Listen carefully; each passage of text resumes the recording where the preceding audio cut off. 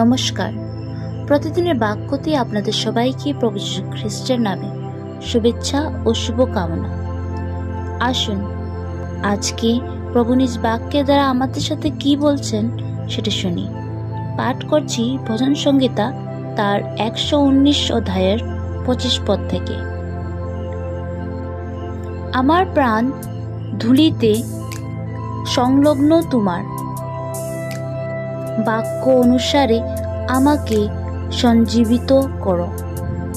প্রভু নিজ বাক্যের দ্বারা আমাদের সকলকে আশীর্বাদ যুক্ত করুন, আমেন।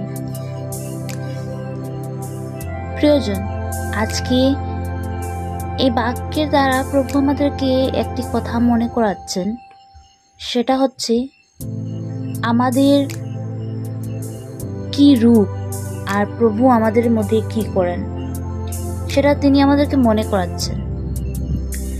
প্রয়োজন অনেকবার আমরা প্রভুর কাছে যাই আর বলি, প্রভু আমার জীবনে এতটুকু কষ্ট আছে, এই বেদনা আছে, এই কিছু চলছে, হ্যাঁ না, অনেক কিছু আমরা গিয়ে প্রভুকে বলি, কিন্তু আমরা প্রভুর কাছে যাই সেটা সত্যি, কিন্তু প্রভুর কাছে আমরা কিভাবে যাই?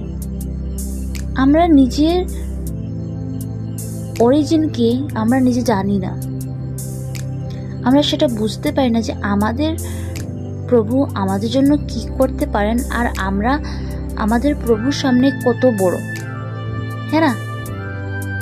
তো আজকে প্রভু আপনাকে আমাকে মনে করাচ্ছেন যে আমরা যখন প্রভুর সামনে যাই, আমরা যখন মৃত্যু পরিস্থিতিতে থাকি, সেই সময় প্রভু আমাদেরকে জীবন দিতে পারে। জীবন হচ্ছে কি এই পৃথিবীর সবচেয়ে মূল্যবান জিনিস, যার মূল্য, যার দাম কখনো কেউ দিতে পারে না, সেই জিনিসটা তিনি আমাদেরকে দিতে পারেন। তো প্রভু কাছে যখন আপনারা আসেন, সে সময় ভাবে দেখুন যে আপনি কোথায় আছেন আর নিজের হৃদয়ের মধ্যে নিজেকে কোথায় রাখিয়ে প্রভুর কাছে আসছেন। আপনি কি চাচ্ছেন সেটা বলছি না, কিন্তু প্রভুর কাছে যখন আসছেন, নিজেকে প্রভুর সামনে কোথায় রাখছেন আপনি, সেটা অনেক বেশি দরকার আমাদের জানা। চলুন আজকের দিনটা আর একটিবার প্রভুর হাতে রাখে সমর্পণ করে আগে যাই। আসুন প্রার্থনা করি। সর্বশক্তিমান দয়ালু পিতা, ধন্যবাদ দেই পিতা এই বাক্যের দ্বারা আর একটিবার মনে করাবার জন্য যে আমাদের তোমার উপস্থিতিতে যখন আমরা আসি প্রভু, আমাদের কিভাবে নম্র হয়ে আসা দরকার, নিজের অরিজিনকে জানে আসা দরকার। পিতা আমাদের উপরে দয়া করো, আমরা অনেকবার ভুল করে ফেলি পিতা, কিন্তু আজকে তোমার উপস্থিতিতে আসছি, আমাদেরকে গ্রহণ করো।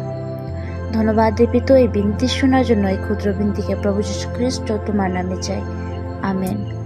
আপনাদের সবার দিন শুভ হোক। নমস্কার।